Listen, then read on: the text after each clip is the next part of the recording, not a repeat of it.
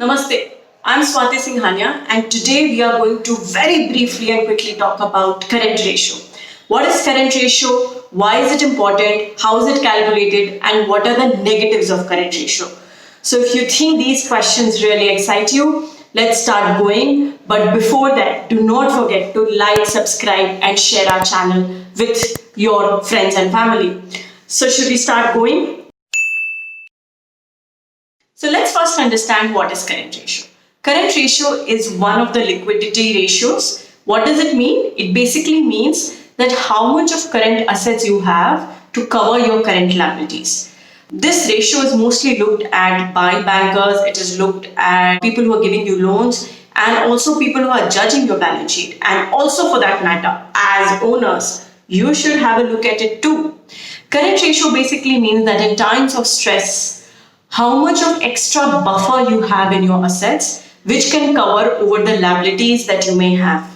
Current ratio is only applicable for assets and liabilities that are to be repaid or that can be recovered over a shorter period of time, max to max a year. So what is current ratio by formula? Current assets by current liabilities. Now what are current assets? Debtors, cash and bank balance, inventory, any short-term deposits you have made, any advances that you think you can immediately recover in a shorter duration.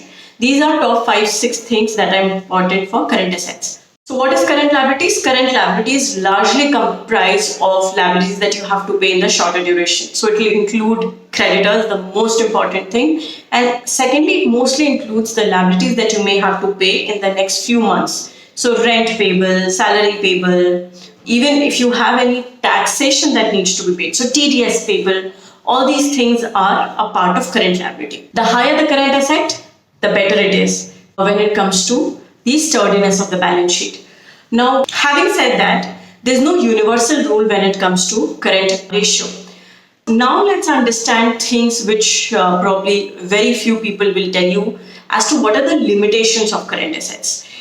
Industry-wise, current ratio would vary steeply. So let's say a manufacturing organization can have a 2:1 current ratio as to double current assets over its liabilities. However, for a trading organization, the current ratio could also be 3:1 or 4:1 because most of the times they would have very high inventory as compared to liabilities. Now, in some few cases, there are times when in spite of being lesser than 1, the current ratio can also be very good. Now, this would largely vary on which industry you are in and what is the breakup of the current assets and the current liabilities that you have. Remember, if you're really confused and if you want professional help, you can always reach out to us at the Prime CFO and we will help and solve your questions professionally. You can always send us a comment here on this video if you want any professional help, and I will ensure that I personally look into the problem that you are facing.